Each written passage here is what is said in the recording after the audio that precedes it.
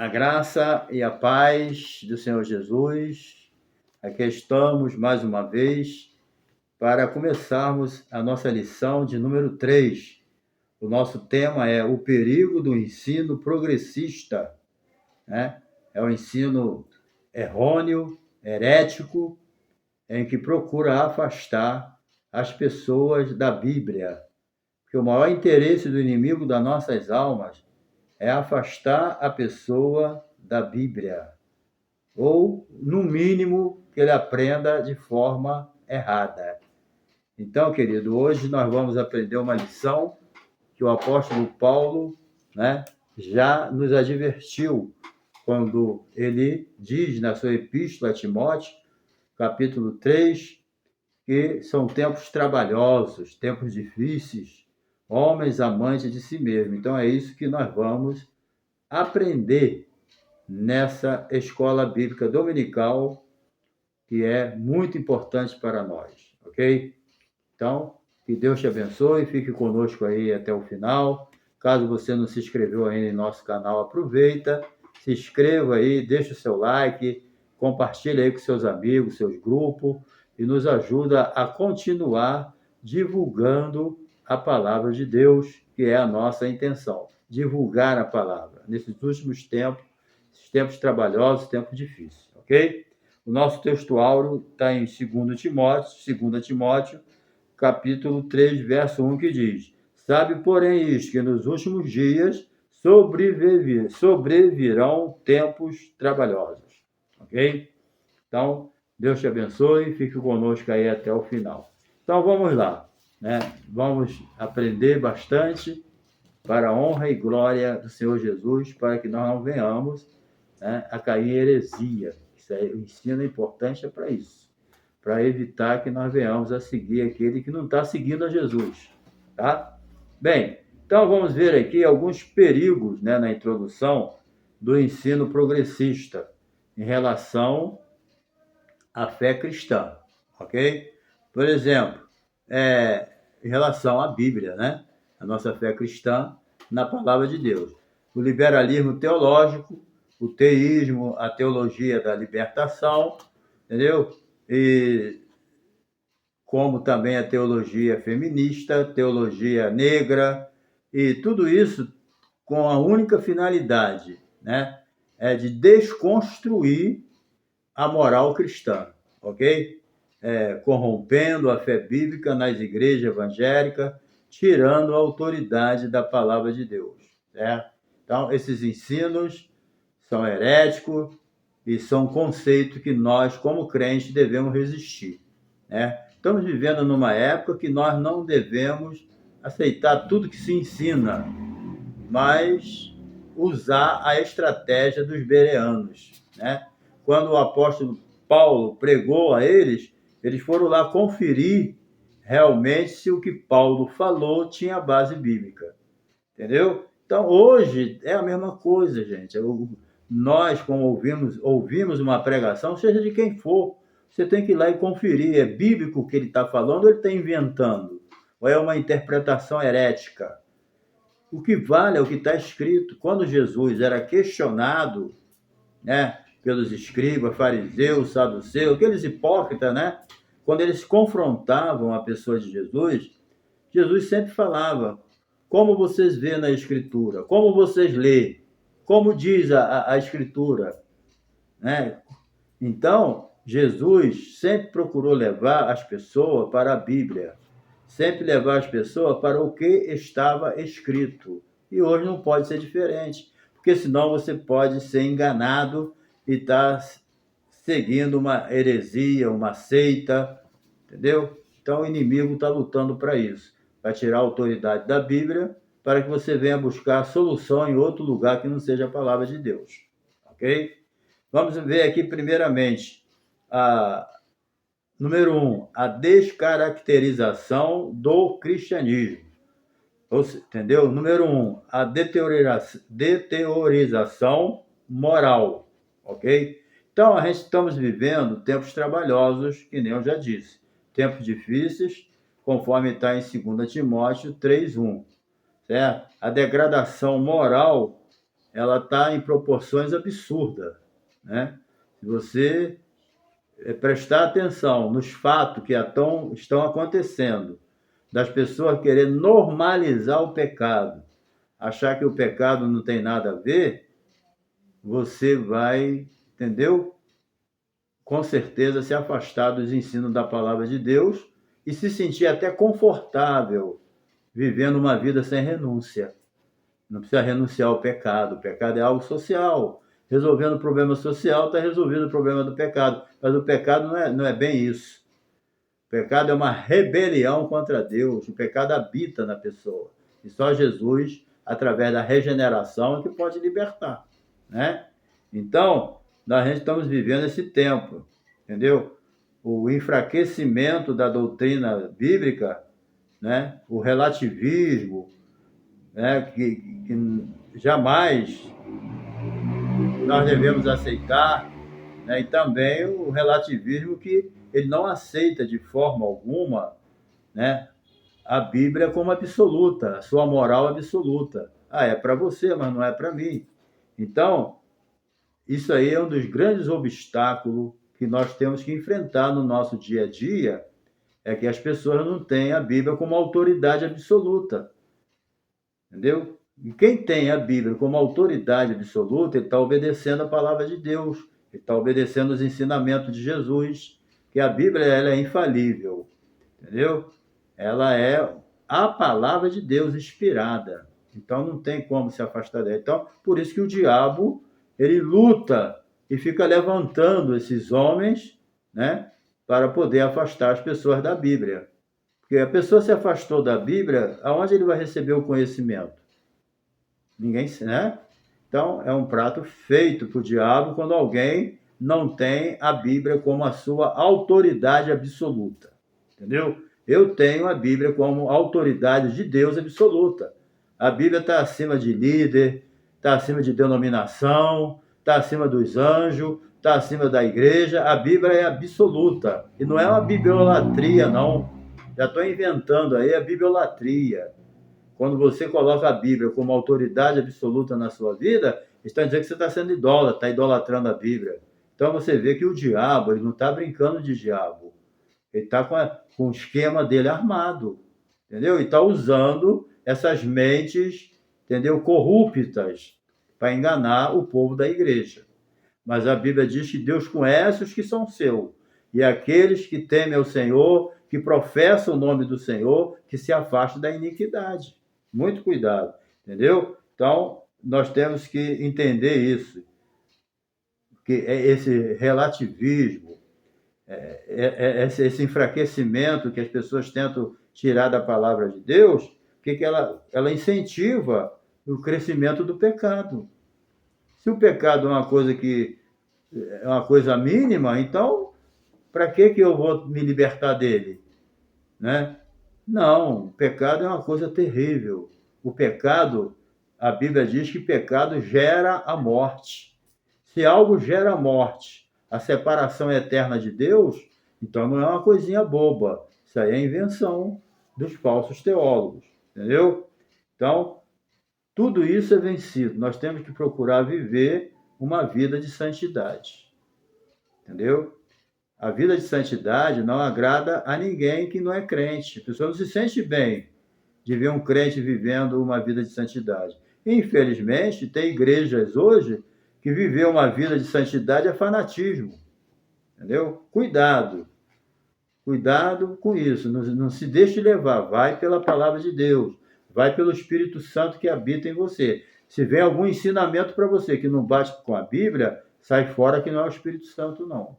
Entendeu? O Espírito Santo nunca vai contradizer a Bíblia. Aprenda isso.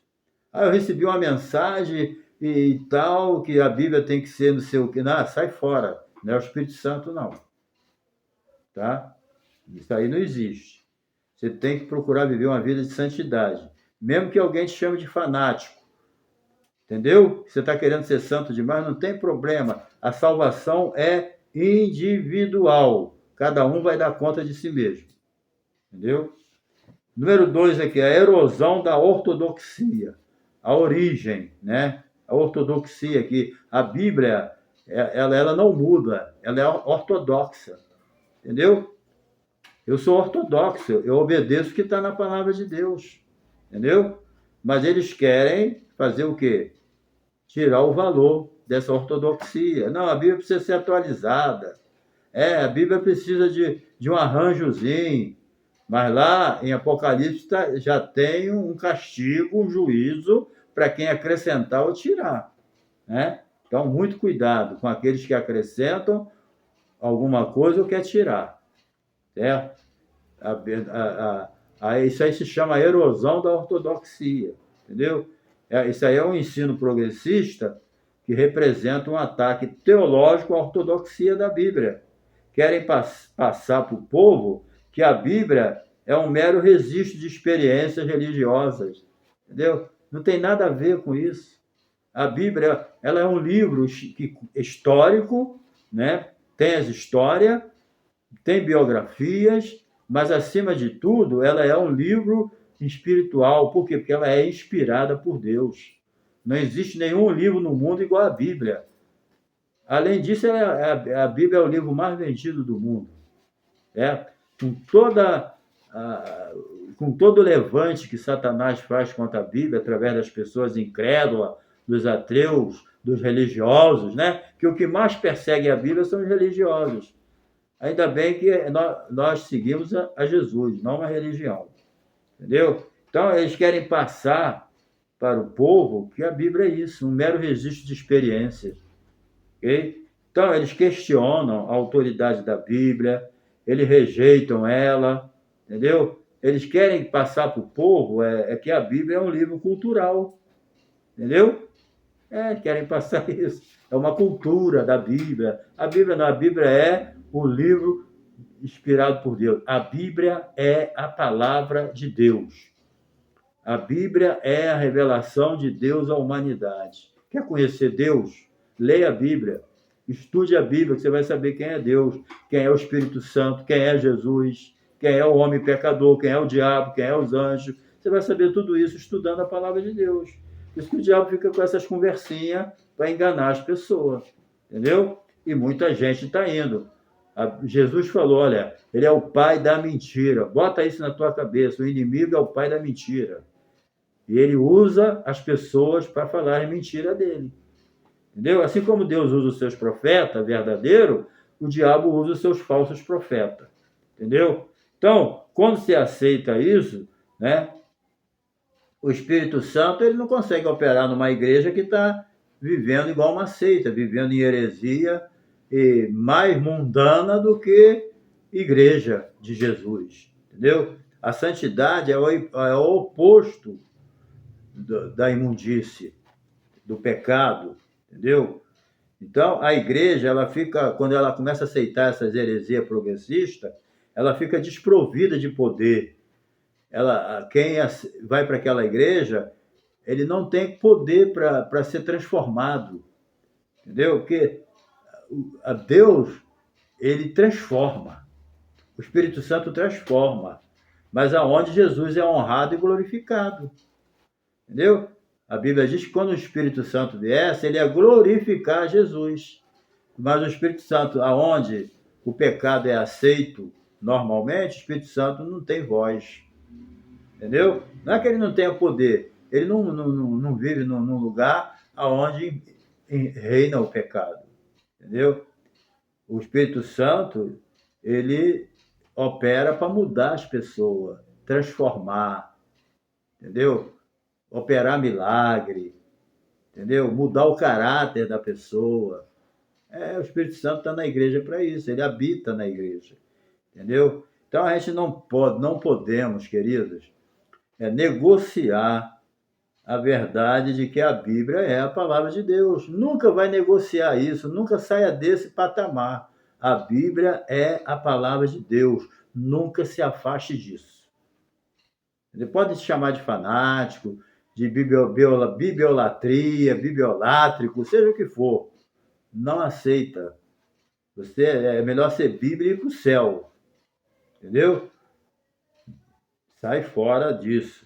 Certo? Então, a Bíblia é a palavra de Deus e ela é o instrumento que o Espírito usa para libertar o homem pecador.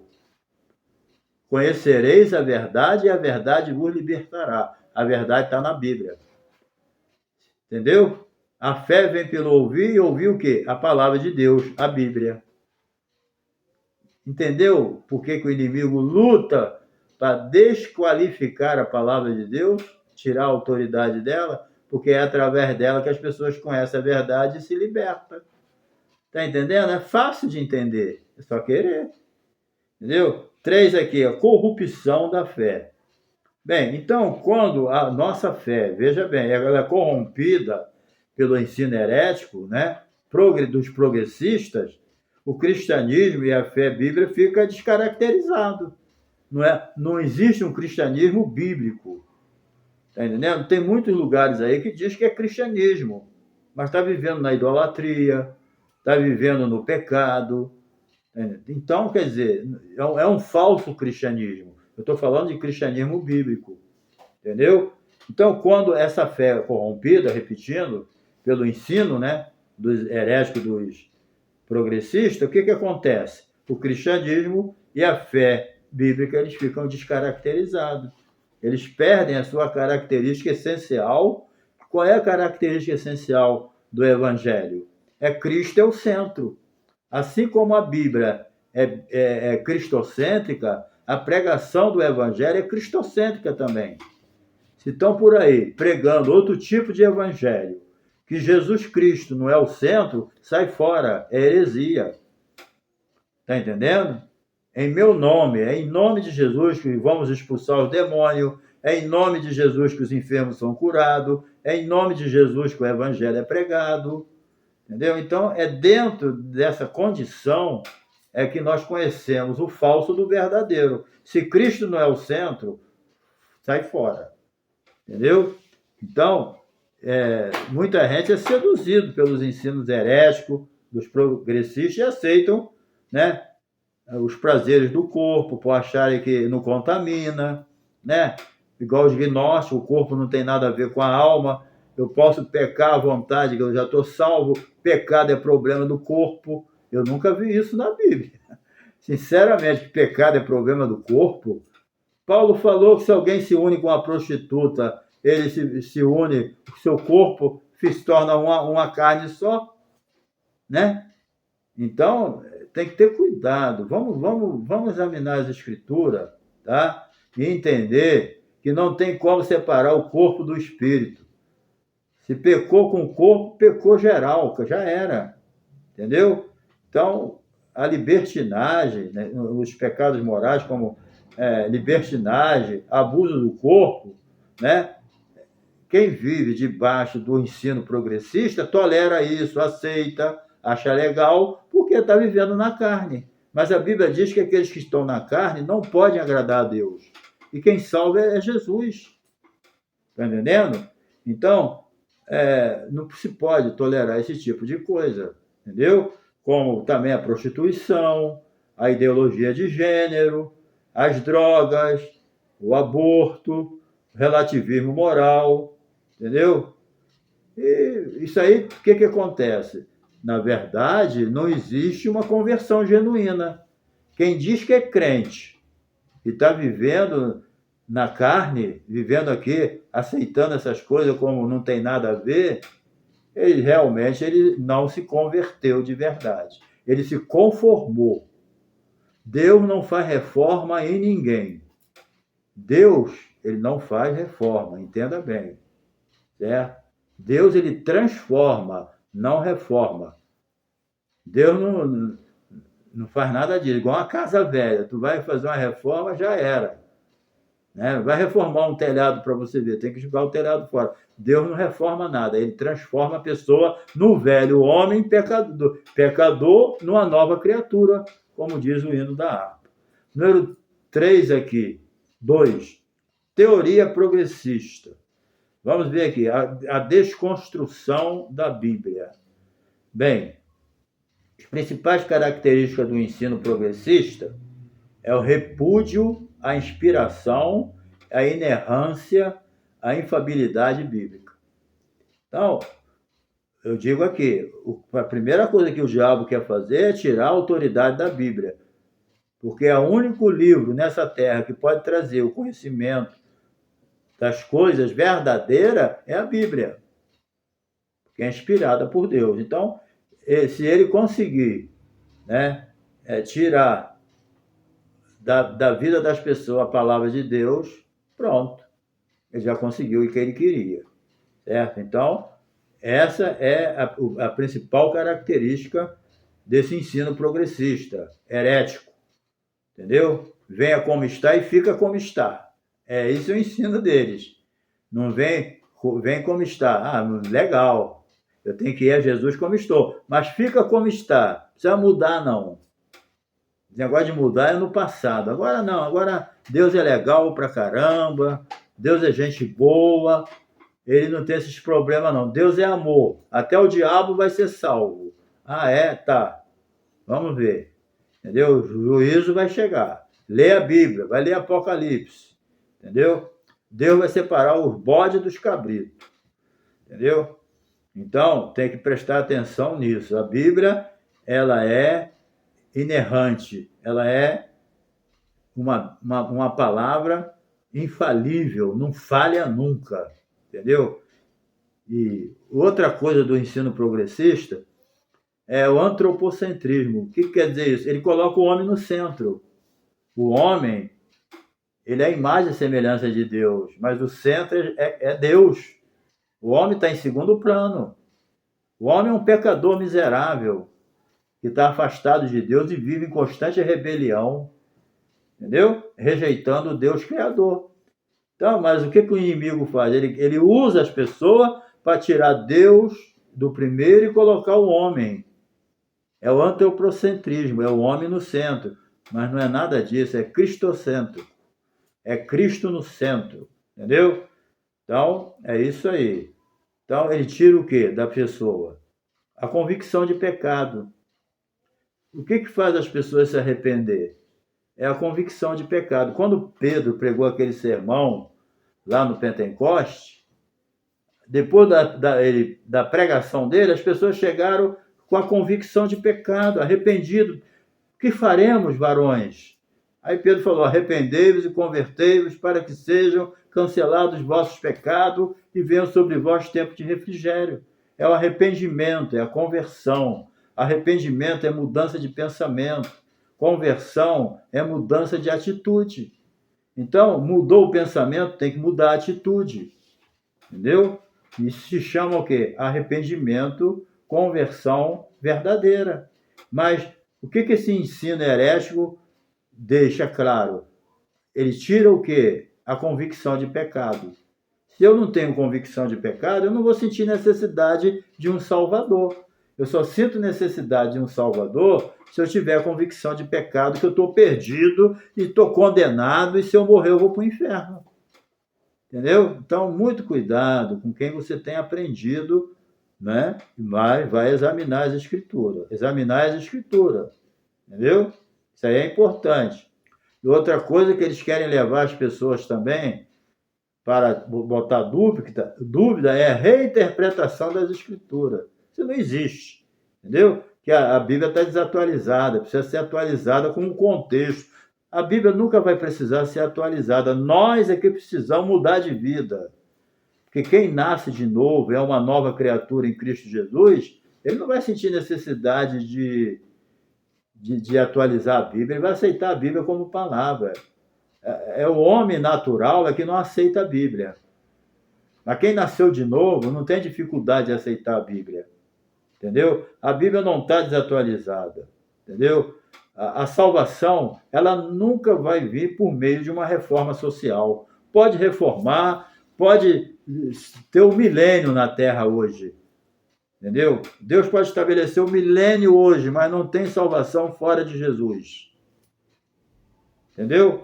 Não adianta. Não adianta. Entendeu? A salvação não veio por meio de reforma social. Você pode estar vivendo no paraíso, igual Adão, mas se não nasceu de novo, já era.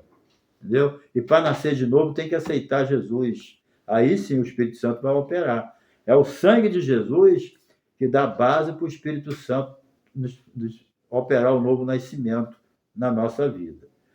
O teísmo aberto. Agora, o que é o teísmo aberto é uma coisa interessante, né? Se não fosse trágico, né? Por exemplo, essa é uma outra corrente teológica liberal, dos pregadores liberais progressistas. Nessa teologia, Deus é limitado. Deus não é mais onisciente. Ele criou o mundo, né, e deixou o mundo por conta dele.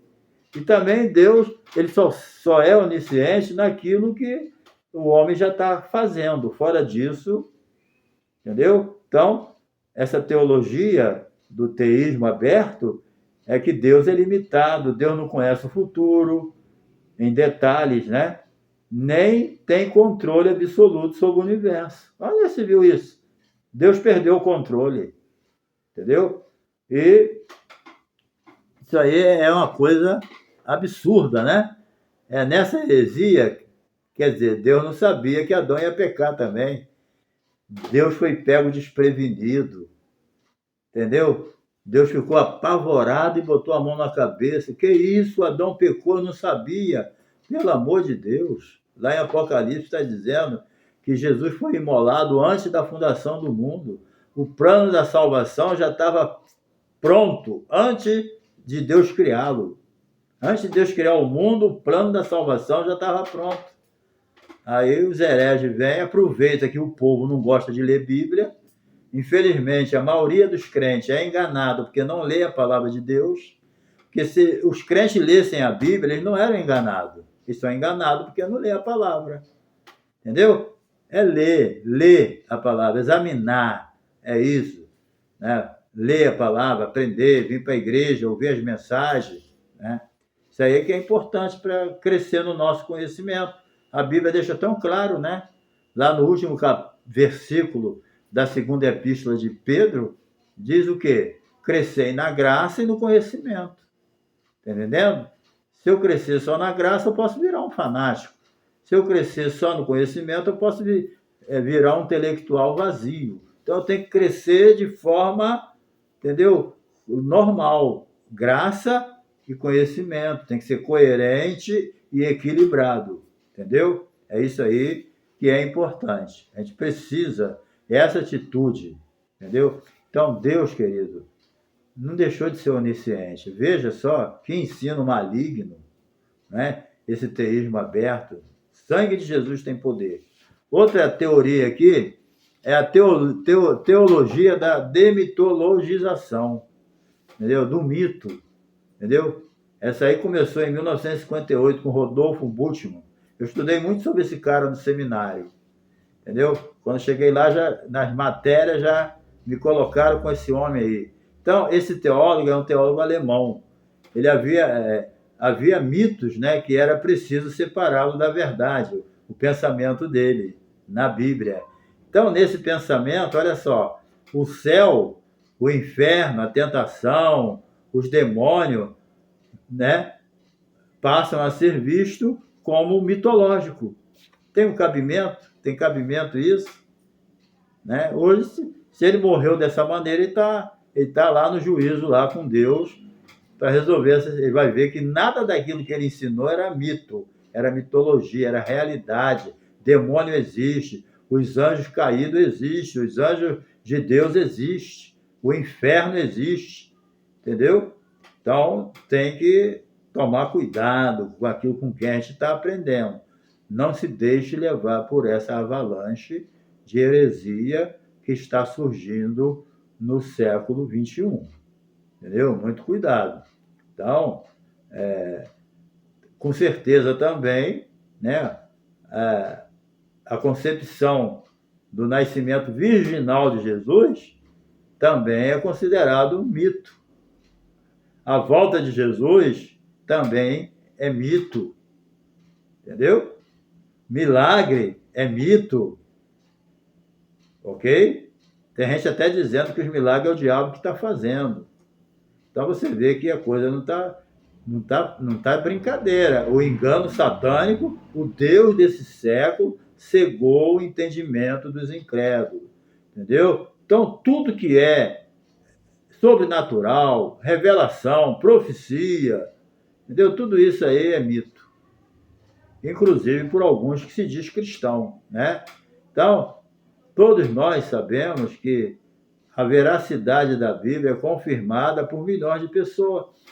Sabe o que falta em alguns crentes? É experiência. Eu não tenho dúvida para acreditar em nada da Bíblia, sabe por quê? Porque eu tenho experiência. Eu tenho experiência com Deus. Né? Eu não tenho dúvida do batismo com o Espírito Santo, falar em língua, porque eu tenho essa experiência. E é de Deus. Eu sei que o Espírito Santo está aí, ao vivo, falando, que ele fala comigo, e fala com qualquer crente que dá lugar e crê. Deus só não tem assunto com incrédulo. Deus não tem promessa para incrédulo. Quem crê e for batizado será salvo. Quem não crê já está condenado. Deus não tem assunto com incrédulo. Entendeu? Deus não tem promessa para incrédulo. Tem que crer. Então, quem não crê não vai ver nunca nada. Entendeu? Vamos para o final aqui. Né? 3. Parte 3, última. Refutando o ensino progressista. Então, reafirmando a autoridade bíblica. Nós vamos reafirmar, né? Nós já falamos bastante sobre isso, mas tem que falar, gente. É muito claro, latente, o que o diabo está fazendo. Usando pessoas para tirar a autoridade da Bíblia. A gente que é crente não pode ficar calado. Você que é um cristão, é um professor de escola dominical, é um aluno, você que tem certeza da sua salvação, crê em Deus, você não pode ficar quieto, deixar o diabo ficar operando aí, ensinando heresia, e você não falar nada. Né? Então a gente tem que ter esse cuidado de ensinar conforme está na palavra de Deus. Entendeu? Então, a Bíblia, ela é de inspiração divina, verbal, plenária, inerrante, infalível. Inerrante porque não tem erro. Infalível porque não falha. A Bíblia foi escrita por homem? Foi, lógico. Deus escreveu para homem. Eu sempre digo, a história é a mesma. Se fosse se escrever para anjo, ele ia usar o anjo. Mas é para homem, vamos usar o homem. Jesus morreu por homem, então ele tem que chegar ao nível do homem. Usar homens para escrever. Queria que usasse quem? Tem que ser o homem. Né? A Bíblia é a única regra de fé e prática, infalível. E autoridade única, sendo a nossa regra de fé. Guarda isso no teu coração, ensina para os teus alunos. A Bíblia é a nossa regra de fé e prática. Entendeu? A minha fé é baseada na Bíblia e a minha prática também. Moralmente, nós temos que ser corroborados pela palavra de Deus. Entendeu? Não tem outro jeito. Ok? Então, jamais, entendeu? A verdade bíblica pode ser negada, reinterpretada. Ninguém pode acrescentar ou tirar. É só você ler lá Apocalipse, capítulo 22, versos 18 e 19. Entendeu? É o último livro da Bíblia, capítulo 22. Entendeu? Verso 18. Deixa eu ver se eu acho aqui. 22, verso 18. Aqui, ó. Porque eu testifico a todo aquele que ouvir as palavras da profecia desse livro. Se alguém lhe acrescentar alguma coisa, acrescentar, eu não posso acrescentar nada, eu tenho que acreditar no que está aqui. Deus fará vir sobre ele as pragas que estão escritas nesse livro. E se eu tirar, vamos ver, se alguém tirar qualquer palavra do livro dessa profecia, Deus tirará a sua parte da árvore da vida, da cidade santa que estão escritas nesse livro. É bem claro, né? Deus não esconde nada de ninguém. Tudo que nós precisamos saber está na palavra. Você não precisa de outra fonte. Entendeu? A fonte da Bíblia já é suficiente. Entendeu? Então, é preciso entender isso. Vamos agora ensinando a doutrina bíblica, né? Então, segundo a ordenança de Jesus, é a responsabilidade da igreja pregar e ensinar. Entendeu? O mesmo Jesus que falou, ide e pregai, ele falou, ide e ensinais todas as nações, fazendo discípulos, batizando, entendeu? Então, a igreja ela tem a obrigação de evangelizar e mais ainda de ensinar as doutrinas bíblicas. Entendeu? A palavra de Deus, ela tem que ter prioridade no culto. Por quê? É porque você só cresce aprendendo, e para aprender tem que ter alguém para ensinar, para você conhecer o evangelho, porque a fé vem pelo ouvir, tem que ter alguém para pregar. Deu para entender? Então é por isso que o louvor é bonito, outras apresentações são boas, Deus precisa ser louvado, adorado e amado. Mas devido à natureza do mundo que nós vivemos, pecaminoso, nós precisamos de Bíblia, de palavra. A fé vem pelo ouvir. As pessoas precisam ser alcançadas pela pregação do Evangelho. E depois de alcançada pela pregação do Evangelho, elas precisam ser ensinadas. Infelizmente, até se prega e se ganha, mas depois não ensina. Deixa a pessoa por conta própria. Entendeu? Então, nós temos que ensinar as doutrinas bíblicas. Então, o que significa isso? Significa tanto instruir como corrigir. A palavra de Deus é para isso. Ela instrui a pessoa, enche a pessoa da palavra, mas também ela é para corrigir, tirar as coisas erradas da nossa vida. Entendeu? Então, dessa forma, como resultado, o que acontece? A transformação da velha natureza. Entendeu? O que acontece? O velho homem é crucificado lá na cruz simbolicamente e nós nos tornamos o quê? Nova criatura, porque nascemos de novo. Entendeu? Então, nessa nova natureza, nós vamos crescendo em graça, crescendo em conhecimento, crescendo em santidade, tá entendendo? Até chegar à estatura de varão perfeita. Mas tudo isso quem faz na nossa vida é o Espírito Santo, através da palavra, se você der lugar. Entendeu? E tem gente que está 50 anos na igreja, aquele mesmo novo convertido, falando a mesma bobagem, fazendo as mesmas besteiras, não cresceu, ficou um anão espiritual. Ok? Então, vamos lá. Então, o que Deus quer fazer comigo e com você é que nós venhamos a ter bom caráter, tornando a igreja saudável. A igreja precisa ser saudável. E só é saudável com a presença do Espírito Santo, ensinando a palavra. Entendeu? Se fechou a Bíblia na igreja, já era. Já vem heresia por aí. 3. Encerrando, enfatizando a santificação. Sem a santificação, ninguém vai ver o Senhor. Sem santidade, ninguém chega lá. Né? O que é a santidade? A santidade, ela significa separação. Você é separado por Deus. Deus separou você para Ele. Isso que é santidade. Deus separa você para Ele. Para quê? Para te usar. Então, Deus separa alguém para se dedicar a Ele. Tudo que Deus separa para Ele é para usar. Então, santidade é a separação para dedicação a Deus. Deus te separa para você ser usado por Ele. Deus não separa nada para guardar. Deus só separa para usar.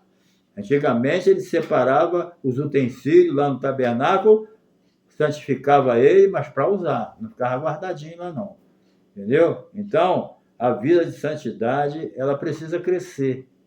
É o Espírito Santo que opera a santidade dentro de nós através do sangue de Jesus, que muda a nossa posição de pecador imundo e sujo para santo adorador. É o sangue de Jesus que faz essa mudança na nossa vida. E é com base no sangue de Jesus que o Espírito Santo opera essa transformação dentro de nós. Porque a santificação verdadeira, querido, ela não começa de fora para dentro.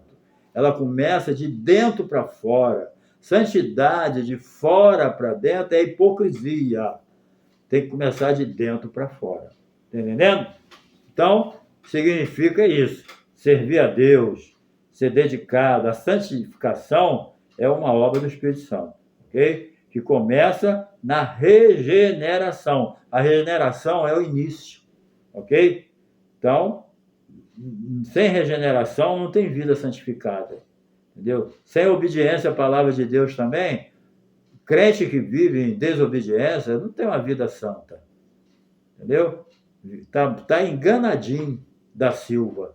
Quem vive desobediente, é desobediente, não quer obedecer a palavra, não quer congregar, não quer nada e está vivendo a vida de santidade. Já errou o alvo há muito tempo. Entendeu? A santidade verdadeira é o abandono do pecado. Sei lá em 1 Pedro, capítulo 1, verso 13 e 14. Ok? Então, que Deus te abençoe. Que você possa entender que o perigo do ensino progressista está rondando a igreja e está invadindo algumas. Está entendendo? Muito cuidado, tá bom? A Bíblia é simples. A palavra de Deus é simples. Não deixa ninguém complicar, não. Tá? Fica firme naquilo que você aprendeu. Se você aprendeu certo, fica firme. E veja com quem também você está aprendendo. Faça igual os crentes bereanos. A pregação é bonita, muito boa essa pregação, mas eu vou ver se é bíblica, se tem base bíblica. Se tiver, amém. Se não tiver, sai fora. Tá bom? É a palavra que eu deixo para você. Que Deus te abençoe e até a próxima lição, em nome de Jesus. E caso você não se inscreveu ainda, se inscreva, deixe o seu like, compartilhe aí com seus amigos. Amém? Deus te abençoe e até a próxima.